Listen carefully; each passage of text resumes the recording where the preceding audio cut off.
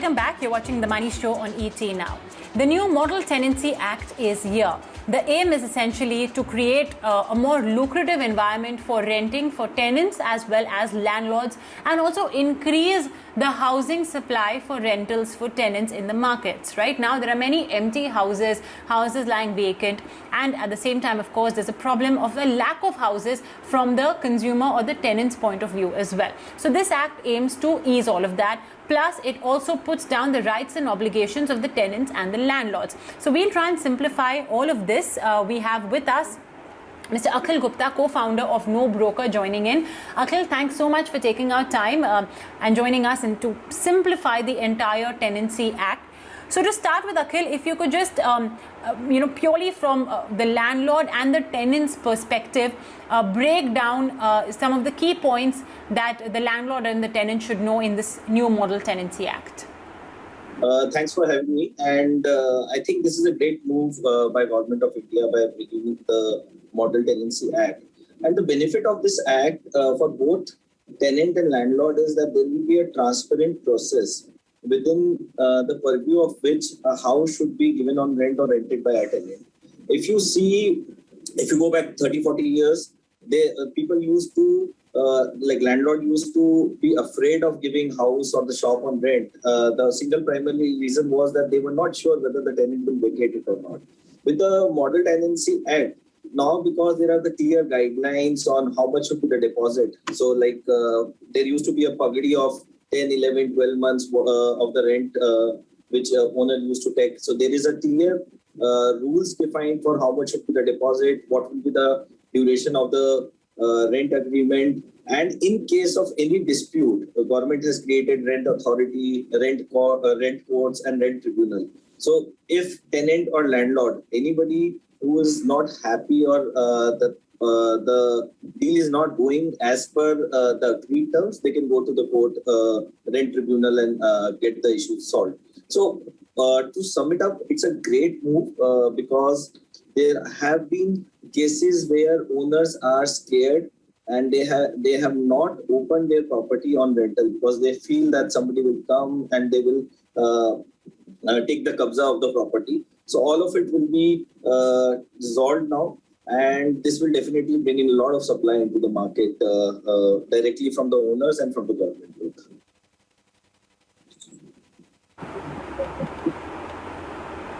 Okay, so basically the one positive for the landlord is the fact that it will be easy to evict tenants as long as, of course, you have a proper formal rental agreement in place. If you could just encapsulate what are the other rights that it gives the landlords, and also if you could talk about, in India we have the very common pagdi system which keeps rentals low, but then the landlords get money in transfer.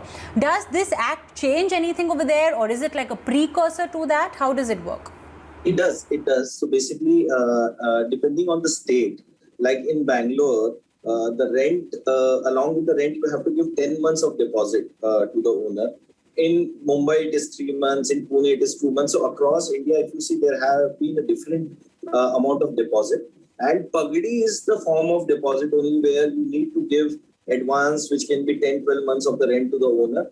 And generally what used to happen was the owners who don't have the good intention, they used to keep that money and they never used to return that money back to the tenants. So with the new law, there is a straight definition that for a residential property, this deposit will not be more than 2 months. For the commercial properties, it can be 4 to 6 months.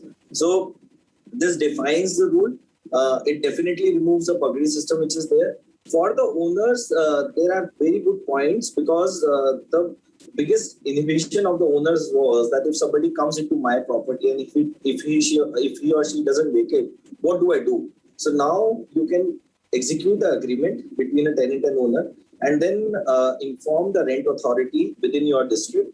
And let's say your rent agreement is for 11 months or 12 months.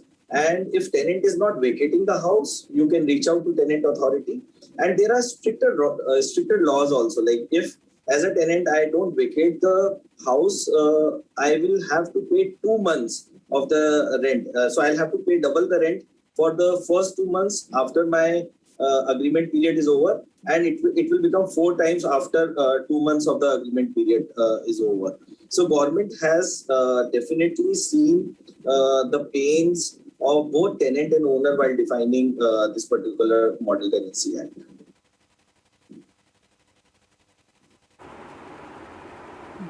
Okay, so let's talk now from the tenants' point of view. Up until now, we've spoken about the landlords. What about the tenants? What kind of rights now does the tenants enjoy, in terms of the rental as well, which is obviously the key, usually the key point of contention between the landlord and the tenant, apart from, of course, the security deposit capping. Yeah, so one is like security deposit, which is the biggest thing. Like, how much do I need to pay as security deposit? That was completely on the purview of the owner. Some owners were asking 2 months, 6 months, 12 months, whatever they like.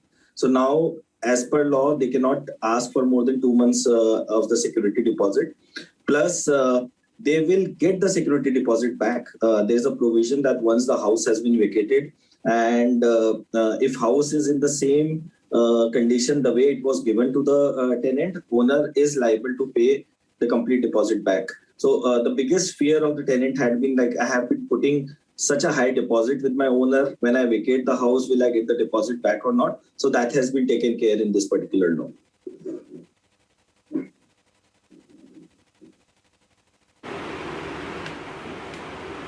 Okay, and what about rentals, Akhil?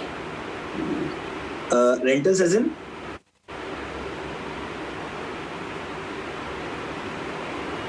Is there any, anything in the act which sort of prevents any exorbitant increase in rentals or anything like that?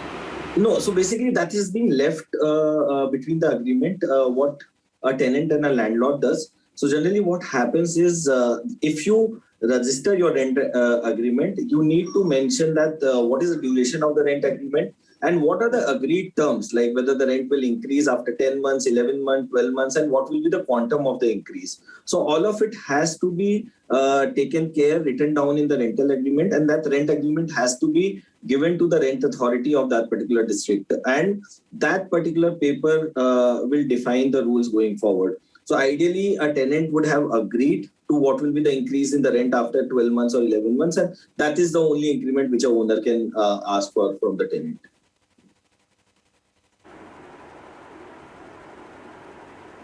Now, we have the Maharashtra Rent Control Act. Similarly, I'm sure there's something in Karnataka. Different states tend to have, different laws enacted because land tends to be a state matter. So what happens to, the laws over there if it is in conflict with what the Model Tenancy Act has said in any pointer?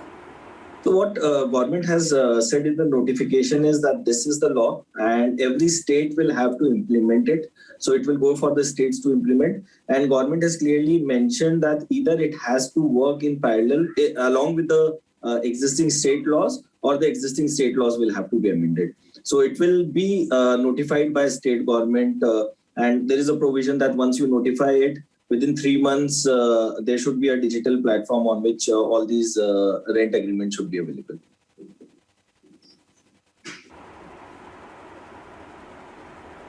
Okay, excellent.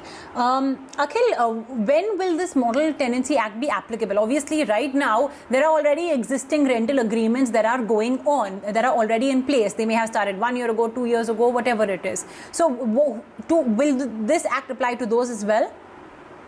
I have not gone that deep. It's a good question, but I think for whatever I have read, tenant and the owner jointly or one of them can notify the rent authority once it has been created. And after that, any disputes on that particular rental agreement will come under the purview of the rent authority. So ideally, it should be applicable.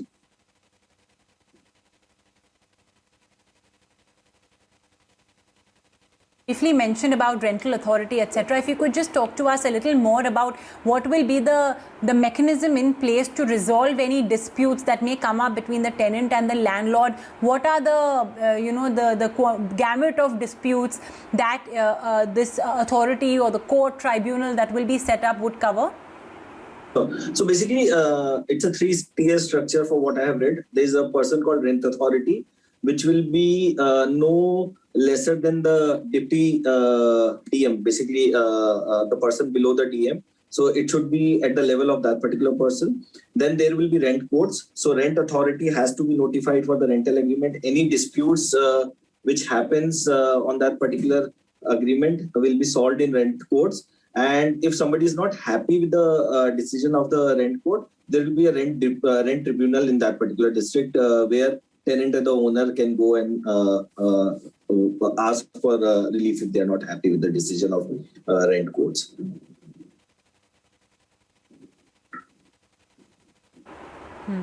Okay, understood.